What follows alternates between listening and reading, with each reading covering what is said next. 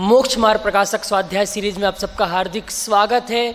चौथे अधिकार का स्वाध्याय प्रारंभ हो चुका है, जिसमें हमने कल प्रयोजनभूत और अप्रयोजनभूत की बहुत मार्मिक चर्चा 4-5 क्लासों के अंदर की। और अब जो मूल विषय हमारा था मिथ्या दर्शन, तो उस मिथ्या दर्शन की प्रवृत्ति कैसे होती है, मिथ्यात्व की प्रवृत्ति कैसी होती है, उसकी चर्चा आज हम करेंगे। Page number 80। अब जो चौथे अध्याय का मूल विषय वो प्रारंभ होता है। चौथे अध्याय का मूल विषय था मिथ्या दर्शन, मिथ्या ज्ञान और मिथ्या चारित्र का निरूपण। टाइटल देखिए, टाइटल में भी है ना, चौथा अध्याय मिथ्या दर्शन ज्ञान चारित्र का निरूपण। तो अभी तक अपन ने जो चर्चा की वो तो इस बात की चर्चा की कि जीव अनादि काल से अज्ञान का सेवन कर रहा है और वो अज्ञान का सेवन सात तत्व संबंधी यथार्थ श्रद्धान के कारण नहीं है। अब प्रश्न ये हुआ कि जो सात तत्व संबंधी यथार्थ श्रद्धान है वो कैसा है।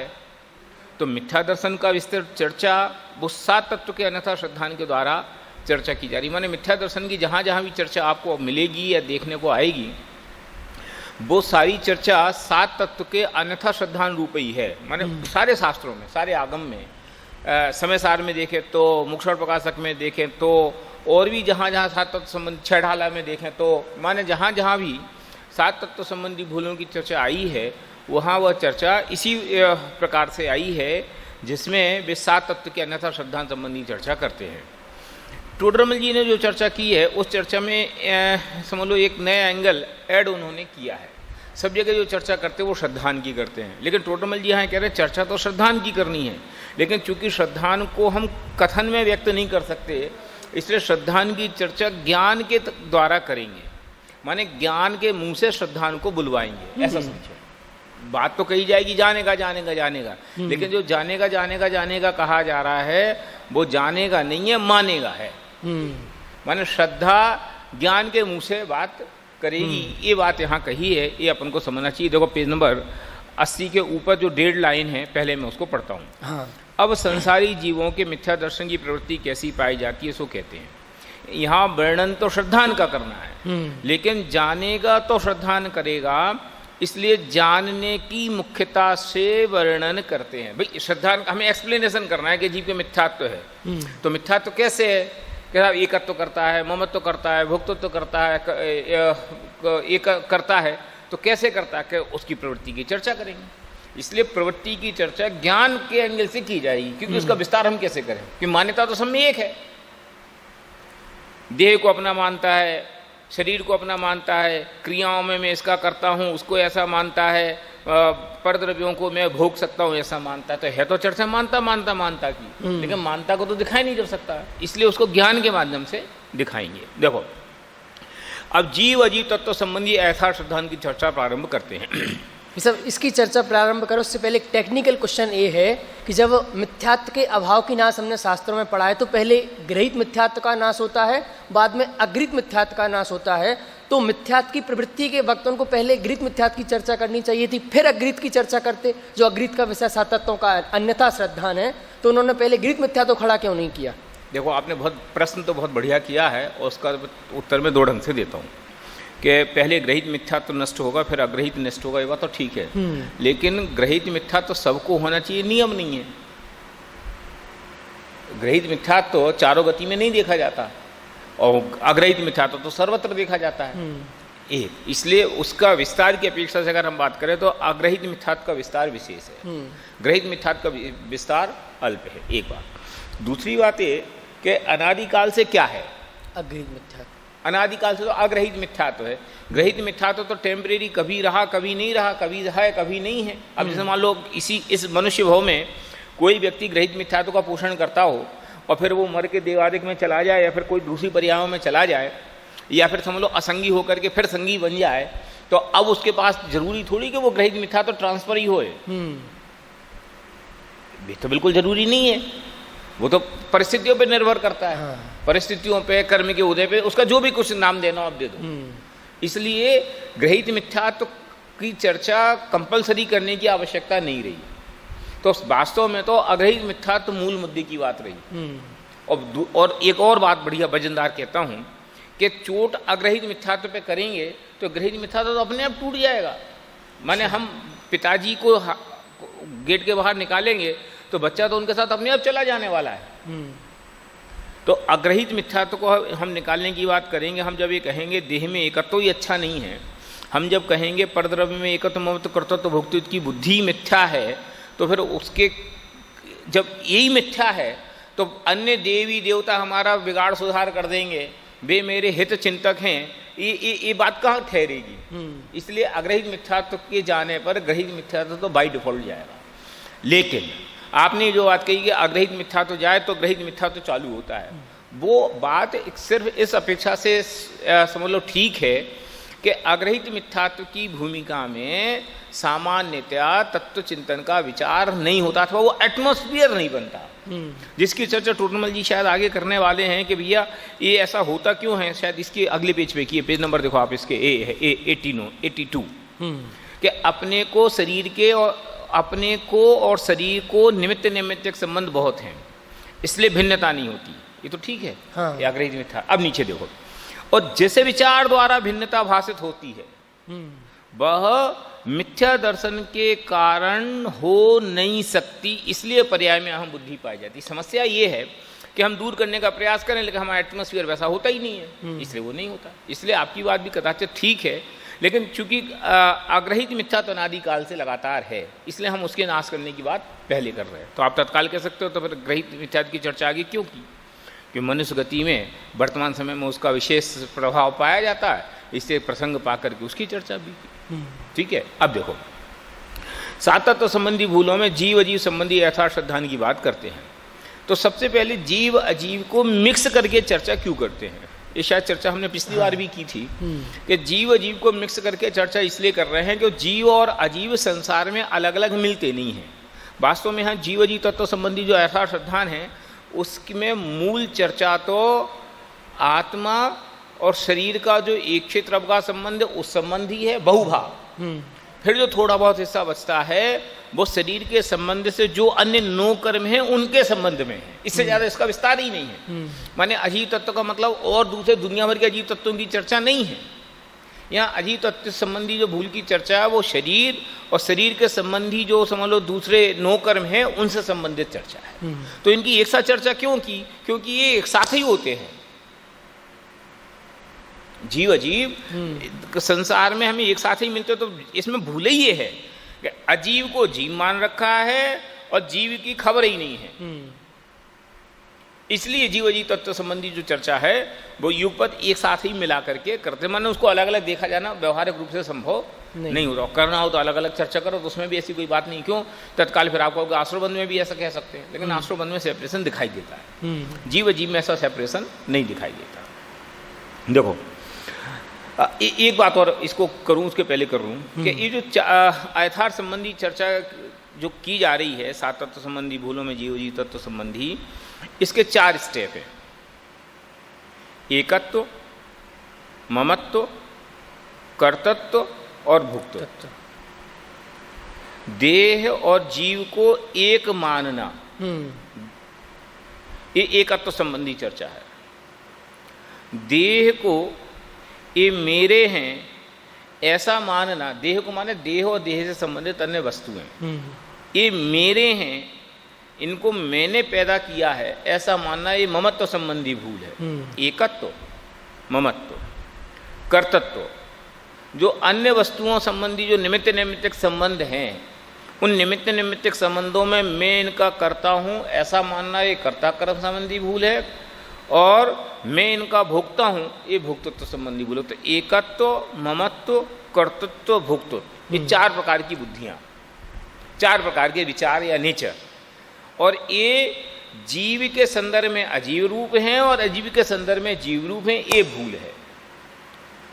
क्या मतलब कि जीव अपना खुद का तो एकत्व है, अजीव के साथ उसका एकत्व नहीं है, लेकिन यह है जीव और अजीव की जो मिश्रित अवस्था है उसमें ये मैं हूँ ऐसा मानता है, ये इसका एकत्व संबंधी भूल है, एकत्व बुद्धि है। माने जो नहीं अजीव में देह में ये मैं हूँ ऐसा मानना, ये एकत्व संबंधी भूल है। वास्तव में सैद्धांतिक रूप से तो आपको समझ में कम आएगी, लेकिन जब अपन इसका विस्तार और उदाहरण से चर्चा करेंगे तो आपको तत्काल समझ में आएगी। ये एकत्व माने क्या। अब जैसे मान लो मैं कहता हूँ कि ये जो अपनी अवस्था है ये अवस्था एक मिक्स अवस्था है। इसमें दो द्रव्य हैं, एक जीव द्रव्य है, एक पुद्गल द्रव्य है। और जीव और पुद्गल का मिश्रण, ये मैं, ये जो शरीर है, ये समझ लो आसमान जाति पर्याय है जिसका नाम पीयूष है, ये क्या है? जीव और पुद्गल की मिश्रित अवस्था है। अब कोई मेरे को कहे आत्मा, तो मैं चैतन्य नहीं होता हूं, और कोई मेरे का कहे पीयूष, हाँ बोलो, है ना?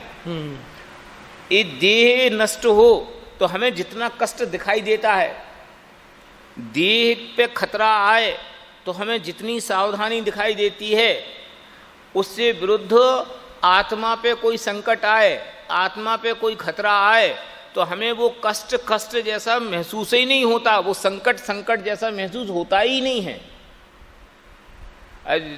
छोटे दादा कई बार इसको इस ढंग से कहते हैं कि शरीर में कैंसर हो तो तुम कितनी सावधानी करते हो, और ये मिथ्या तो कसाय का कैंसर आत्मा में लगा है, उसकी तुम्हें परवाह ही नहीं है। उसकी परवाह तो छोड़ दो, उसमें कैंसर की बुद्धि कहाँ है? शरीर में जिस प्रकार रोग लग जाए तो उसकी जैसी बुद्धि है, ऐसी बुद्धि आत्मा के उपयोग में ये हो जाए तो कहाँ ऐसी चिंता है? इसलिए इसकी चर्चा ऐसी की जा रही है। अब देखो अपन क्रम से पढ़ते हैं। पेज नंबर 80, जीव अजीव तत्व संबंधी अयथार्थ श्रद्धान। अनादिकाल से जीव है, वह कर्म के निमित्त से अनेक पर्याय धारण करता है। वहाँ पूर्व पर्याय को छोड़ता है, नवीन पर्याय धारण करता है, तथा वह पर्याय एक तो स्वयं आत्मा और अनंत पुद्गल परमाणुमय शरीर, उनसे एक पिंड बंधान रूप है। बस ये तो हुई फैक्ट, यहाँ तक तो फैक्ट। ये सिचुएशन है कि सिचुएशन क्या है कि जीव कब से है? अनादिकाल से। फिर जीव अनादिकाल से है तो अनादिकाल से वह क्या कर रहा है कि संसार में कर्म के निमित्त से अनेक पर्यायों को धारण करता। अभी अनेक पर्यायों की चर्चा अपन तीसरे अध्याय में बहुत विस्तार से करी आए, इसलिए अपन यहाँ उसको नहीं खोलते हैं। ठीक है, तो जीव अनादिकाल से है, कर्म के निमित्त से अनेक पर्यायों को धारण करता है। यहाँ कर्म के निमित्त क्यों कहे? जीव तो वैसे भी चूंकि द्रव्य है तो पर्यायों को धारण करता, लेकिन कर्म का निमित्त कहने से इसका अर्थ है कि संसारी जीव की बात कही जा रही है। ठीक है, और वहां पूर्व पर्याय को छोड़ता है, नवीन पर्याय धारण करता है। अनादिकाल से ऐसा ही हो रहा है, एक पर्याय छोड़ता है, दूसरी पर्याय ग्रहण करता है। माने संसार में यह आत्मा बिना शरीर के कभी कदाचित उपलब्ध होता नहीं है। अब उसमें क्या है? उसका ज्वाइंट वेंचर है। किस किस के साथ? कि एक वह पर्याय, एक तो स्वयं आत्मा, माने उस ज्वाइंट वेंचर में एक हिस्सा क्या कौन है? आत्मा और अनंत पुद्गल परमाणु में शरीर।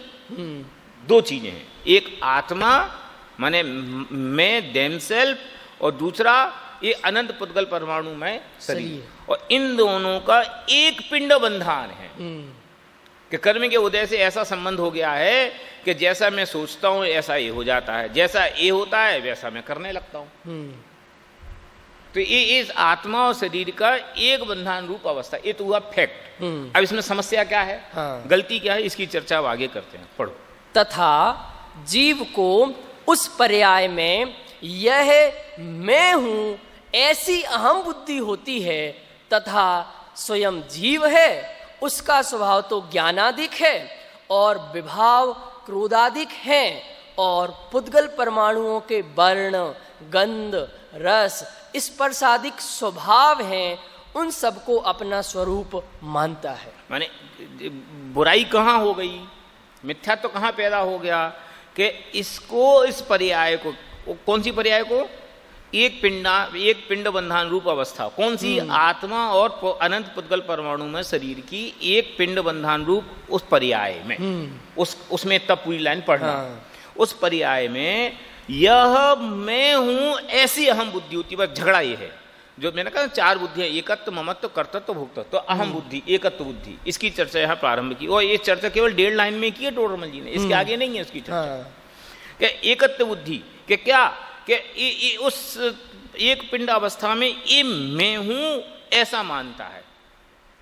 ये रहेगा तो मैं रहूंगा, ये नहीं रहेगी तो मैं नहीं रहूंगा, ये बढ़ेगी तो मैं बढ़ता हूं, ये नहीं बढ़े तो मैं नहीं बढ़ता हूँ, ये घटे तो मैं घटता हूँ, मैं ये अच्छी हो जाए तो मैं अच्छा हो गया, ये खराब हो जाए तो भैया मैं तो खराब हो गया।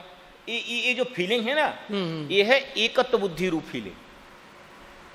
अब आपको सैद्धांतिक रूप से शायद कम समझ में आए, पर व्यवहार से ये बात आपको रोज ख्याल में आएगी कि आप थोड़े से दुबले हो जाओ, कोई पूछे क्या बात है, तो दुबले नहीं आजकल ऐसा ही है, थोड़ा सा ऐसे ही चल रहा है, तो अपने आप को आप दुबला फील नहीं करते। अब मैं आपसे बहुत प्रैक्टिकल रूप से पूछता हूँ कि दुबला कौन हुआ है? शरीर। आत्मा के अनंत गुणों में कौन सा गुण कम हो गया? कोई भी नहीं हो गया। आत्मा में तो रंच मात्र कमी आई नहीं, न उसके द्रव्य में, न क्षेत्र में, न काल में, न भाव में, तो वो तो ज्यों का त्यों है। तो कमी काय में आई? शरीर में। ये संकोच विस्तार काय में हुआ? शरीर में। लेकिन फीलिंग में क्या आता है? मैं हो गया। चलो कोई बात, अब मैं फूल जाऊं तो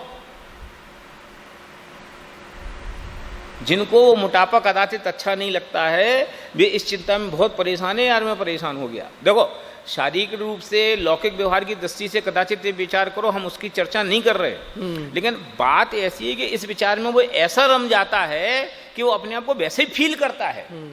जैसे वो समय साल में वो वाला उदाहरण है ना कि भूताविष्ट और ध्यानाविष्ट पुरुष की भांति, माने उसमें इतना गहराई से घुस गया है कि उसको ये महसूस ही नहीं होता कि शरीर के अलावा भी मेरा कोई अस्तित्व है। और गजब की बात तो यह है कि रोज दिन में 10 बार सुनने के बाद भी जब ये बात होती है ना कि मैं आत्मा हूं, तो ऐसा लगता है कि किसी और की बात हो रही है। ये आत्मा अनंत ज्ञानादि गुणों का पिंड, यह आत्मा मैं आप हूं, है ना, अनादि निधन वस्तु को धरता यह आत्मा मैं हूं, ये जो चर्चा यहाँ है। तो ऐसी जब चर्चा है ना, तो उसको ऐसा लगता ही नहीं कि मेरी चर्चा हो रही। लेकिन जैसे ही ये बात है कि क्यों भैया पीयूष, तुमने अच्छा बोला था, हाँ थोड़ा अच्छा से देखना चाहिए और अच्छा करना चाहिए, तो आप दिल से सोचो आपको क्या फीलिंग आती है? जब पीयूष की तारीफ होती है, बोलने की तारीफ होती है, समझाने की तारीफ होती है, तो अपन को ये लगता है कि अपनी तारीफ हो रही। और जब वो आत्मा के ज्ञान गुण की महिमा की जाए, जब आत्मा के अनादि अनंतता की चर्चा की जाए, आत्मा की 47 शक्तियों की चर्चा की जाए, तो उसमें हुलास आता ही नहीं है। अरे आता ही नहीं तो छोड़ दो, वो ऐसा लगता है जैसे किसी पराये आदमी की बात हो रही है। ये क्या है? ये इसका अर्थ है कि वो उसको देह में ऐसी गहरी एकत्व बुद्धि है कि ये जो एक पिंड बंधान अवस्था रूप है ना, इसमें ये मैं हूं ऐसे ही सर्वथा उसके दिमाग में है। यद्यपि अपन ने 3 अध्याय में इस बात को बहुत विस्तार से किया, लेकिन अब प्रकरण आया इसलिए थोड़ी बहुत चर्चा करना उचित है कि मरण और जीवन क्या है। मर गया तो तेरा क्या गया, और जी गया तो तेरे को क्या एडिशन हो गया। ये जन्मदिन क्या है और मरण क्या है? आत्मा का ना तो कोई जन्मदिन है ना मरण दिन है। जन्म और मरण तो वो पर्टिकुलर पर्याय के संदर्भ में है, और अगर आत्मा के एंगल से देखो तो द्रव्य में प्रति समय हो रहा है। उत्पाद व द्रव्य तो द्रव्य की नित्य अवस्था है ना, तो वो तो द्रव्य में निरंतर हो रही, प्रति समय हो रही। लेकिन ये शरीर जन्मा तो मैं जन्मा, और ये शरीर मर गया तो मैं मर ही जाऊंगा। कितनी गहरी फीलिंग है। जिस व्यक्ति की मृत्यु निकट आ गई हो, उसके बगल में जाकर के उसकी फीलिंग को आप महसूस करो, तो उसको ऐसे ही लगता है कि सब लुट गया मेरा। अरे तेरा क्या लुट गया भैया?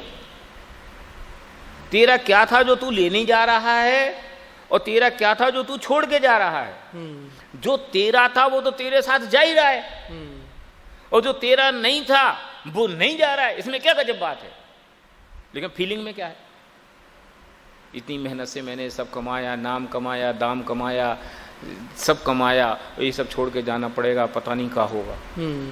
कितनी आकुलता, कितना कष्ट, कितनी तकलीफ, विचार करो। ये क्यों, क्या बात के लिए है? ये इसी बात की तो द्योतक है कि ये देह में एकत्व मूर्ति इतनी गहरी बैठी है। अब इसको आप हजारों लाखों उदाहरण से बहुत विस्तार के साथ चर्चा कर सकते हो। समझ लो अपने जितने भी आध्यात्मिक प्रवचनकार हैं या प्रवचन है, उसमें बहुभाग चर्चा तो इसी की करते हैं अपन। लेकिन इसके बावजूद भी वो देह में से एकत्व बुद्धि हटती नहीं। अब देखो, मैं इसको एक छोटा सा उदाहरण देकर के थोड़ा सा आगे बढ़ने की कोशिश करूंगा कि 2 प्रकार की बीमारियां खड़ी हो गई। एक बीमारी ये खड़ी हो गई कि हमें क्रोध आया, ये भी एक बीमारी है, विकार है। और एक बीमारी ये आई कि इधर जो नाखून है ना, हाँ, इसके बगल की खाल उधड़ गई। हमें ज़्यादा चिंता काय बात की होती है? नाखून की। सोचो, ये नाखून के बगल की ये खाल उधड़ गई, इसके प्रति हम ज़्यादा सजग हैं। और ये जो क्रोध आ गया है ना, क्रोध को मैं क्यों कह रहा हूँ? क्योंकि क्रोध को हम विकार समझने तैयार हैं। कहने को तो मुझे क्रोध नहीं कहना था, कहना तो मुझे मान और माया और लोभ थी, लेकिन उसको तो कदाचित कोई आदमी विकार ना समझे, तो हमें उसको विकार समझाओ पहले। इसे क्रोध को तो हर आदमी बुरा समझता है, हाँ। लेकिन क्रोध से हमें कोई नुकसान हो गया, ये फीलिंग आती ही नहीं है। अब एक कदम आगे चलो, क्रोध की फीलिंग आदमी का कितना नुकसान करेगी? थोड़ा, ठीक है। और उस क्रोध में एकत्व की फीलिंग आदमी का कितना नुकसान करेगी? ये चारित्र मोह संबंधी बंध है, ये दर्शन मोह संबंधी बंध है, ये 70 कोड़ा कोड़ी का बंध होएगा। ये इसकी लिमिट तो 30 कोड़ा कोड़ी से शायद ऊपर है नहीं। अब वो तो देख लेंगे क्या है। तो नुकसान काय बात से ज़्यादा है? वो एकत्व की फीलिंग से ज़्यादा है। लेकिन एकत्व की फीलिंग में ये कोई पाप हो गया, ये कोई बुरा काम हो गया, ये कोई नहीं करने योग्य काम हो गया, किसको ख्याल में आता? बताओ। इसका नाम है एकत्व संबंधी भूल। समझ लो, देह में एकत्व परिणाम, जो मिथ्यात्व की गहरी पकड़ है। अब देखो, अब यहाँ एक टेक्निकल चीज की चर्चा और मैं आपसे कर लेना चाहता हूँ। कई बार क्या होता है कि ये चर्चा तो की जा रही है श्रद्धान की, और हम उसको अप्लाई करना चाहते हैं व्यवहार पे, ये झगड़ा होता है। अब जैसे कोई सम्यक दृष्टि जीव आए, तो सम्यक दृष्टि जीव का व्यवहार हम तुम जैसा होगा कि उससे कुछ अलग होगा? हम तुम वैसे ही होगा। लेकिन उसका श्रद्धान अलग होगा। उसके श्रद्धान में ये है कि देह मेरी नहीं, मैं इसका करता नहीं, मैं इसका भोगता नहीं, ये है। इसके बावजूद भी वो खाने पीने की क्रिया में सजग होगा, उठने बैठने की क्रिया में सजग हो जाएगा, कदाचित चोट लगेगी तो उसकी इलाज कराने के लिए सजग होएगा। किस में सजग नहीं होएगा? तो फिर हमें एक्सेप्ट ही नहीं होती है। ऐसा भी होता है, जी भी तो ऐसे ही कर रहे, इनके में भी तो ऐसे ही है। खास करके वो भरत चक्रवर्ती को हम तत्काल खड़ा करते हैं ना कि सम्यक दृष्टि, और देखो 96,000 रानियों के साथ भोग करता है। सम्यक दृष्टि देखो 60,000 सागर तक लड़ने, 60,000 साल तक लड़ने पहुंच गया। देखो अपने बड़े भाई पे चक्र चला दिया। अब बोलो, तो माने चित्त में तो एकत्व बुद्धि नहीं है। अब एकत्व बुद्धि नहीं होने के बावजूद भी व्यवहार ऐसा हो सकता है, हम क्या करें? श्रद्धा और व्यवहार में फर्क हो सकता है, और कई बार हम उस फर्क को अपने अंदर के अभिप्राय को ढांकने के लिए काम में लेते हैं। कि कैसे? कि फिर हम जब उनको वैसा हो सकता तो हमें क्यों नहीं हो सकता? ये हम कई बार अपने प्रमाद को, कमी को ढांकने के लिए उसको एज ए गार्ड यूज करने की कोशिश करते हैं। ये और बड़ी बात है। देखो, जीव को उस पर्याय में यह मैं हूं ऐसी अहम बुद्धि होती है। माने किसमें? कि ये जो देह की जो समझ देह और आत्मा की ये असमान जाति रूप पर्याय अवस्था है, इसमें ये मैं हूं ऐसी फीलिंग है, अभेदपना। मैं मर जाऊंगा तो देह जाएगी और मैं नहीं जाऊंगा, ये किसको ख्याल में रहता है? तो ये बात हो गई ना कि ये मैं हूं ऐसी फीलिंग आती है। नहीं तो फिर काय का डर है? बताओ। मैं अभी कुर्ता उतार के टांगता हूं तो मुझे तकलीफ होती है कि मेरा क्या कुछ चला गया। कुर्ता उतारते समय मुझे 1 सेकंड का विचार नहीं आता, लेकिन ये शरीर उतरे तो फिर कितनी बड़ी बात है। मरण भय को सबसे बड़ा भय गिना। कि क्यों गिना? क्योंकि मरण में जीव को अपने अस्तित्व का नाश दिखाई देता है। मैं ही मर गया ऐसा महसूस होता है। और मरण भय को जीतने का उपाय क्या है? कि समय सार के संबर अधिकार में वे 7 भय संबंधी जो कलश दिए गए मूलतः पटनी है। कि मरण भय को जीतने का उपाय क्या है? कि द्रव्य में किसी का नाश ही नहीं होता है, काय बात के लिए मैं डरूं? 6 द्रव्य शाश्वत है ना, अनादि अनंत सब में अस्तित्व है ना, तो मैं भी एक अस्तित्वमय द्रव्य हूं, तो मेरा नाश हो ही नहीं सकता। जब नाश नहीं हो सकता तो मरण काय बात का, काय के लिए मुझे डरना है? बहुत बढ़िया है विपद। देखो, यह मैं हूं ऐसी अहम बुद्धि होती है, तथा स्वयं जीव है, उसका स्वभाव तो ज्ञानादिक है और विभाव क्रोधादिक है। और पुद्गल परमाणुओं के वर्ण, गंध, रस, स्पर्श आदि 3 चीजें हो गई। एक स्वभाव, एक विभाव और एक प्रभाव। ज्ञानादिक स्वभाव, क्रोधादिक विभाव और स्पर्श रस गंधादिक प्रभाव। 3 बातें हो गई ना। तो स्वभाव में तो ये मैं, और विभाव ये है तो मेरा, लेकिन चूंकि मेरे स्वभाव का घात करने वाला होने से मेरे लिए मेरे काम का नहीं, और प्रभाव से तो मेरा लेना ही देना नहीं है। लेकिन यहाँ तो अभी प्रभाव से ही हम नहीं निपट पा रहे, प्रभाव में ये मैं हूं ऐसा मानता हूं। विभाव के संदर्भ में तो क्या बात कही दी जाए। अरे आप तो कह रहे हो शरीर, अभी तो मुझे देहादिक स्त्री पुत्र मकान धन संपत्ति में ही दिखता है कि ये हूं तो मैं जिंदा हूं, ये ना हूं तो मैं जिंदा नहीं रहूं। अब मैं इसमें एक चीज और जोड़ देता हूं, अभी मोबाइल समझ लो। कई बार हम पहले उदाहरण दिया करते थे कि जेब में पैसे हों तो अपन को लगता है हमारी स्टैंडिंग है, और जेब में पैसे ना हो तो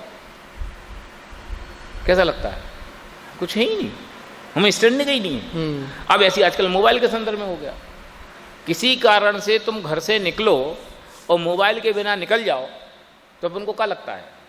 और अब मोबाइल की भी छोड़ दो, तो अब इंटरनेट को ऐड कर लो कि मोबाइल तो होए और उसमें डेटा ना हो तो कैसा लगता है, जीवन व्यर्थ है।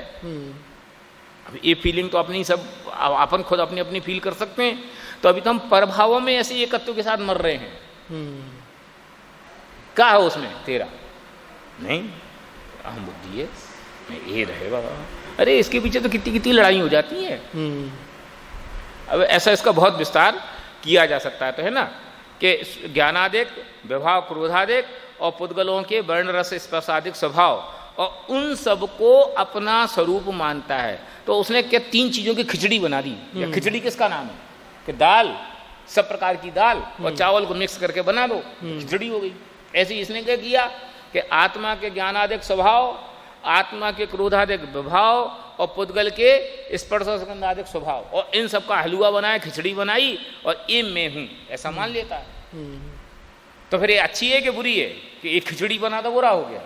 क्यों? क्योंकि जो तू नहीं है उसमें तो एकत्व कर रहा है, तो सुखी कैसे होएगा कि नहीं हो सकता। मुर्दे को अपना मान लिया, तो आप मुर्दे को अपना मानोगे तो कैसे सुखी होगे। अब देखो ये तो हुई एकत्व की बात। हाँ जी, यहीं तक समय ठीक है। इस प्रकार आज हमने एकत्व बुद्धि की बहुत मार्मिक चर्चा की, बहुत समझने योग्य चर्चा है। क्योंकि जब तक एकत्व बुद्धि नहीं छूटेगी तो मिथ्यात्व तो छूटने वाला नहीं है, संसार छूटने वाला नहीं है, और सचमुच एकत्व तो छोड़ना नहीं है, एकत्व तो करना है। जैसे ही हम अपने में एकत्व करेंगे, अपने ज्ञान स्वभाव में एकत्व करेंगे, तो विभाव और प्रभाव के साथ एकत्व ऑटोमेटिकली छूटेगा। और इसके बाद जो ममत्व बुद्धि है, उन 3 बुद्धियों की चर्चा हम कल करेंगे। तब तक के लिए सभी को सादर जय जिनेंद्र।